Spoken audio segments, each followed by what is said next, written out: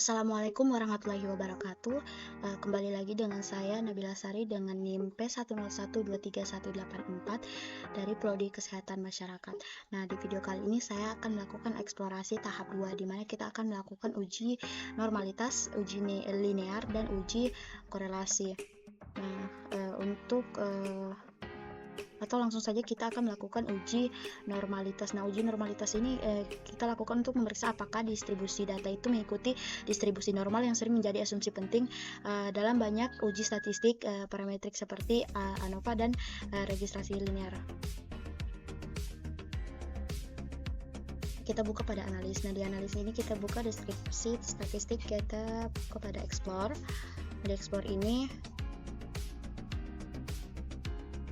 nah di dependent listnya ini kita masukkan data kita itu data numerik continuous, misalnya bisa tinggi badan atau berat badan, bisa juga suhu, nah bisa juga IPK atau semester. Nah, kita masukkan di sini indeks prestasi kumulatif atau IPK dan semester. Di bagian plotnya itu kita jangan lupa centang itu stem and left-nya, ada histogram juga, dan jangan lupa dengan normality plots with text-nya, karena kita akan melakukan uji normalitas pada data kita. Tekan continue ya, displaynya jangan lupa box dan tekan OK. Nah, di sini ada case browsing summary, ada descriptive text. Nah, di bagian ini text of normality. Nah, di sini ada dua variabel yang kita lakukan tadi, yang kita uji tadi, yaitu indeks prestasi kumulatif dengan semester. Nah, di sini ada dua kolom, yaitu Kolmogorov-Smirnov dengan Shapiro-Wilk. Yang kita gunakan itu Kolmogorov-Smirnov karena data kita itu lebih dari 30 responden, sedangkan jika data kita di bawah 30 responden itu, atau 30 responden ke bawah itu, kita menggunakan Shapiro-Wilk. Nah, kita perhatikan pada signya.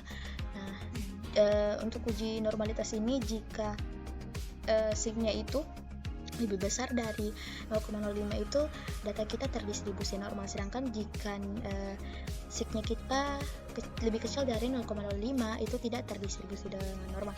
Nah, di bagian indeks prestasi kumulatif atau IPK dengan semesternya kita itu ternyata tidak lebih kecil dari 0,05 ya, berarti data kita itu tidak terdistribusi dengan normal. Ini kita cut saja. Ini histogramnya.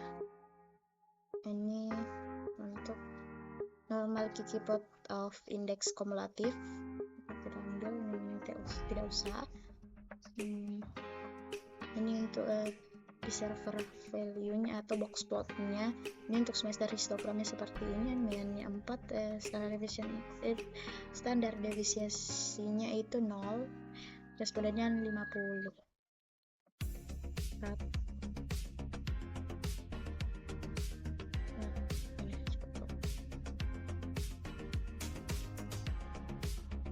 Nah, kemudian kita masuk pada uji linear. Nah, di uji linear ini kita digunakan untuk mengecek apakah hubungan antara dua variabel bersifat linear, yaitu apakah perubahan pada variabel X itu menghasilkan perubahan proporsional pada variabel Y.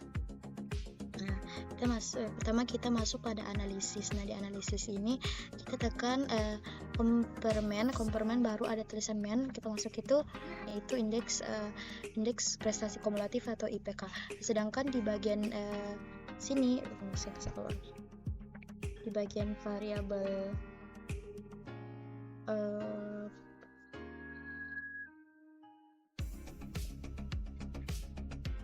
bagian sini, di bagian layer of ini itu kita langsung masuk ke semuanya.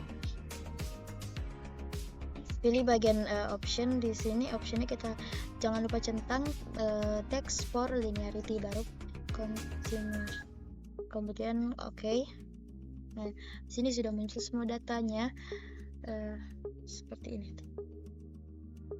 Yang kita lihat itu bagian ini tidak usah, ini bagian juga tidak usah. Nah, bagian ini ANOVA tabelnya. Nah, di sini kita perhatikan bagian ANOVA tabelnya. Di ANOVA tabel ini kita perhatikan hubungan antara indeks prestasi kumulatif dengan tingkat kepuasan fasilitas internet di kampus. Baik, kita perhatikan bagian linearity dengan deviation from linearity-nya. Di sini kita lihat pada signya itu sebesar 0,87 dengan 0,087 dengan 0,025. Nah, di sini diperhatikan bahwa jika nilai signya itu dikatakan linear jika kurang dari 0,05, atau di bagian deviation from linearity-nya itu signya itu lebih besar dari 0,05, maka dianggap tidak ada penyimpanan atau dengan kata lain linear. Dari data yang saya sajikan ini, di bagian signya itu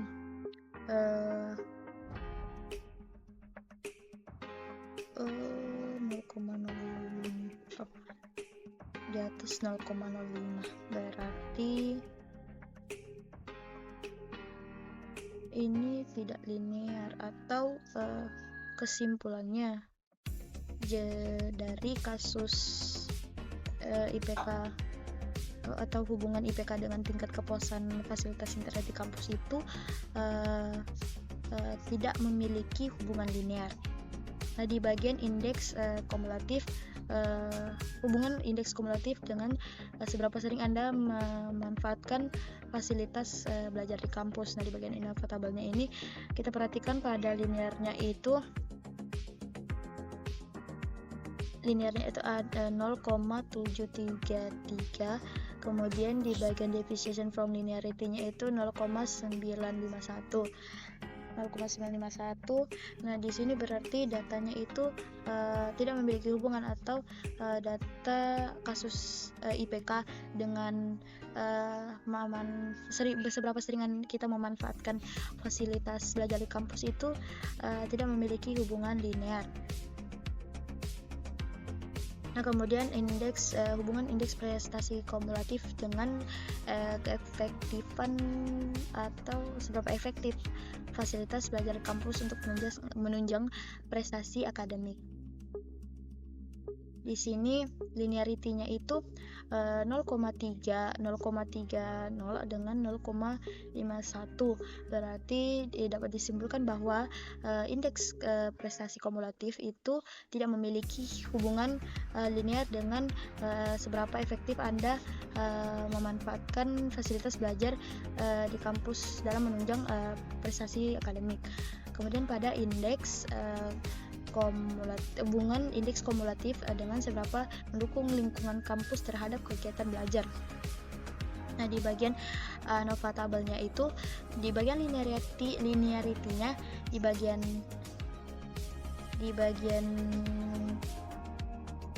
peak-nya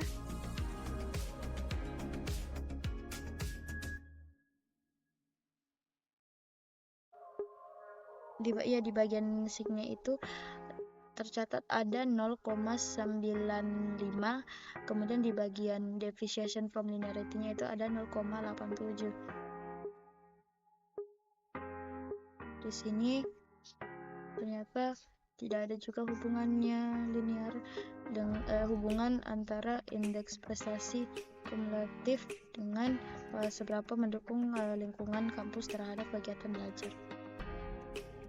Kemudian ada hubungan indeks prestasi kumulatif atau IPK dengan apakah dia pernah mendapatkan beasiswa berprestasi. Di bagian signya ini, karena saya tidak tahu kenapa dia tidak muncul di bagian untuk bagian linearity dengan deviation from linearity-nya. Nah, di bagian hubungan antara indeks prestasi kumulatif dengan seberapa sering kita berinteraksi dengan dosen di luar mata kuliah. Di bagian linearity-nya itu 0,66, dengan di bagian deviation from linearity-nya itu 0,81. Ternyata didapatkan bahwa tidak ada hubungannya indeks prestasi mahasiswa dengan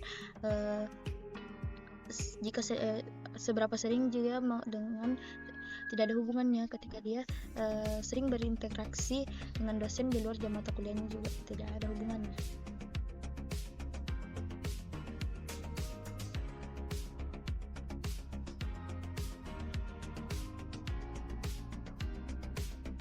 Nah, di bagian ini juga 0,203 dengan 0,23. Di sini juga tidak ada hubungannya.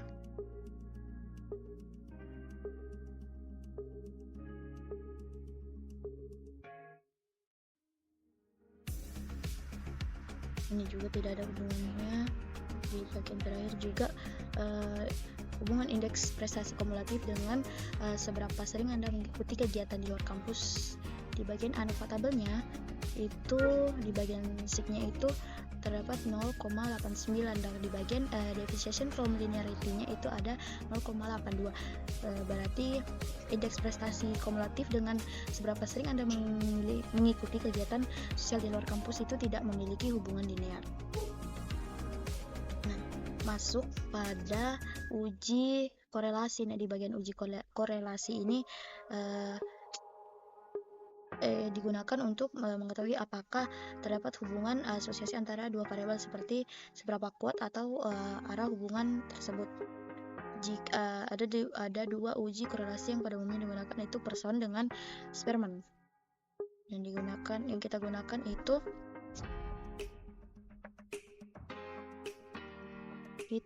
kalau data kita ordinal atau continuum tidak normal atau bukan hubungan linear, itu kita menggunakan Spearman. Sedangkan jika data kita itu numerical continue, baru data kita terdistribusi normal, baru ada hubungannya linear, itu kita menggunakan Pearson. Di sini kita masuk pada uji korelasi. Nah, di sini kita buka analis, kita buka pada korelat. Nah, di sini kita tekan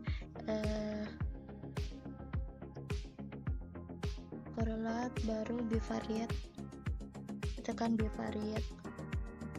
Nah, bivariate ini kita masuk Ctrl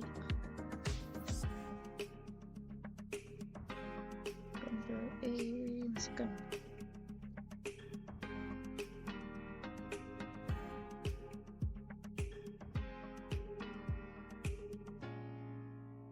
Di sini kita menggunakan Spearman karena di bagian uji linearnya itu datanya kita tidak ada hubungan linearnya.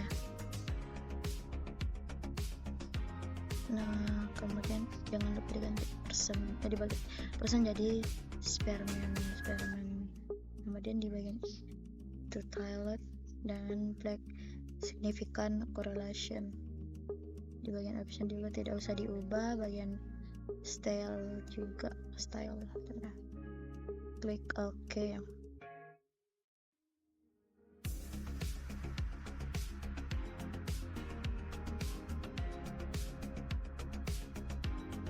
Kita lihat di bagian uji Spearman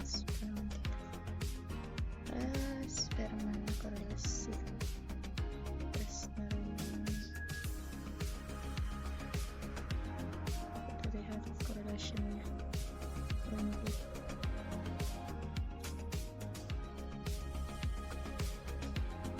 Dan di bagian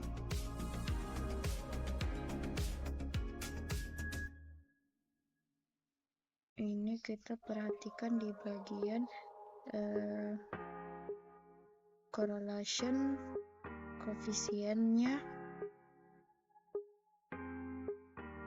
Di bagian jenis kelamin itu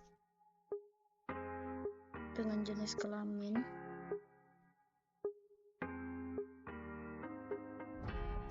itu 1,0, sedangkan jenis kelamin dengan indeks prestasi kumulatif itu correlation koefisiennya itu min 0,2.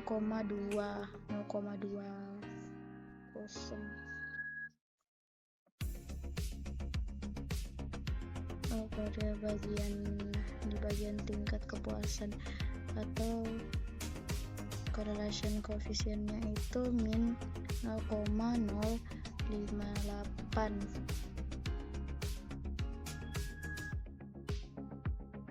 Nah, dari hasil korelasi ini didapatkan hasil bahwa uji korelasi Spearman itu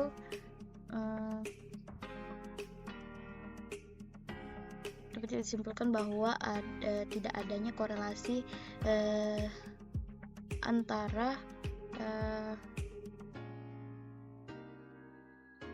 tidak adanya korelasi atau R0 atau 0, tidak ada hubungannya antara semua variabel ini dengan indeks prestasi kumulatif. Nah, kalau bagaimana kita coba menggunakan analisis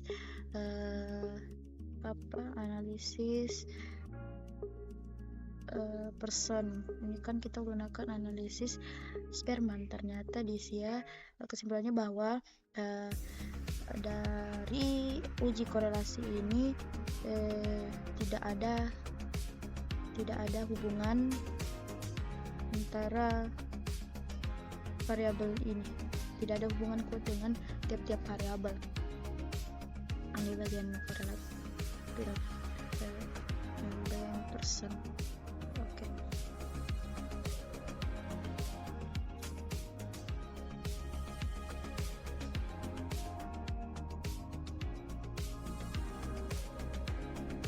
Ternyata di bagian person dengan Spearman juga ternyata sama juga hasilnya. Ternyata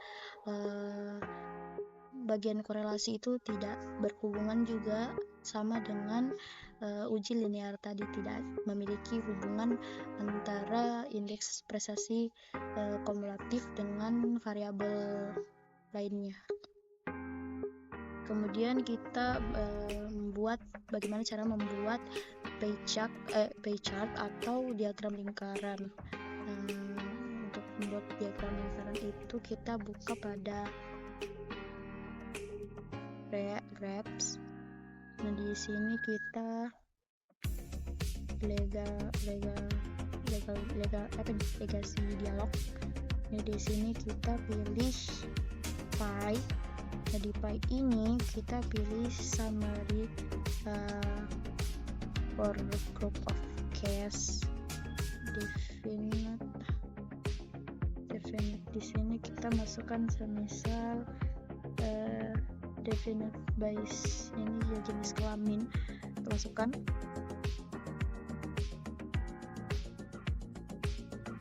Tekan oke. Nah, kita bisa lihat di sini jenis kelamin.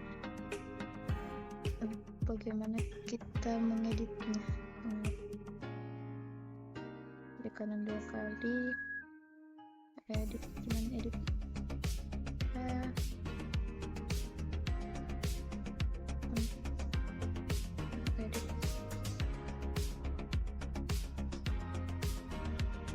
Edit. Nah, di sini kita tambahkan elemen di bagian show data table. Oke. Sini table. Oke.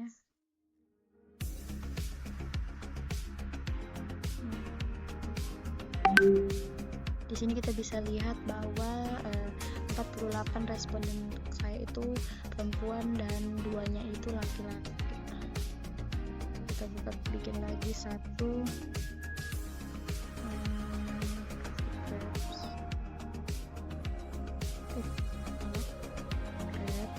bagian dialog bisa juga pakai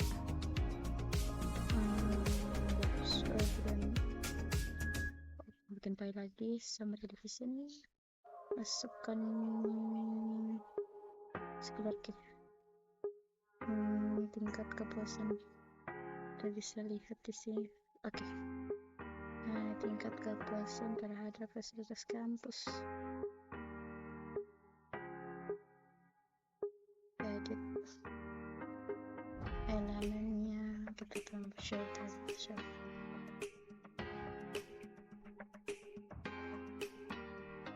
Bisa diganti warna. Oke.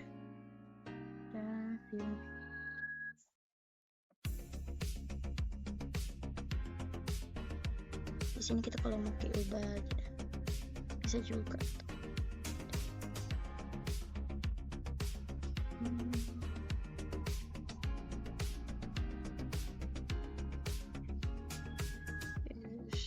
Oke.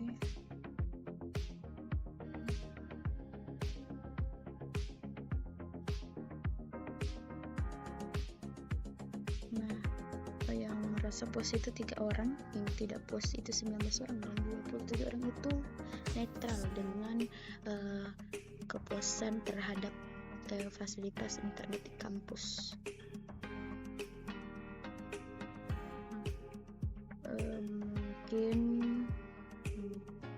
ini saja yang dapat saya sampaikan. Di bagian sini itu kesimpulannya bahwa di bagian hubungan antara variabel indeks prestasi kumulatif dengan semua variabel itu tidak memiliki hubungan linear. Nah, untuk di bagian uji korelasinya, ternyata ketika saya menggunakan Spearman maupun Pearson itu juga tidak memiliki hubungan.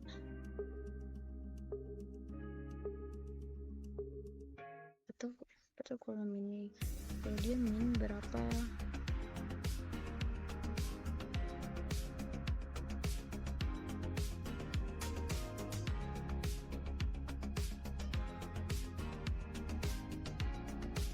Hubungannya negatif, kalau hubungannya negatif sempurna. Dan sekarang ini semester dengan indeks kumulatif.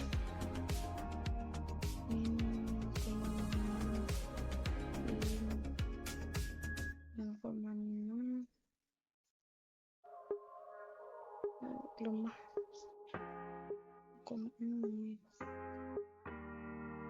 Lemah sekali. Itu sangat lemah, kategori sangat lemah ternyata.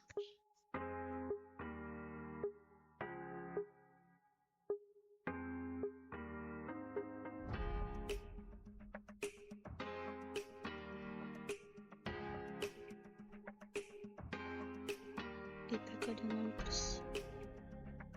misal ini indeks prestasi.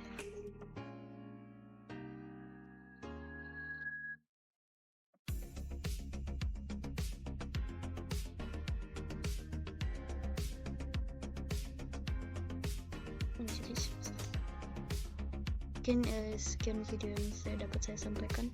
Dan kalau mohon dimaafkan, terima kasih.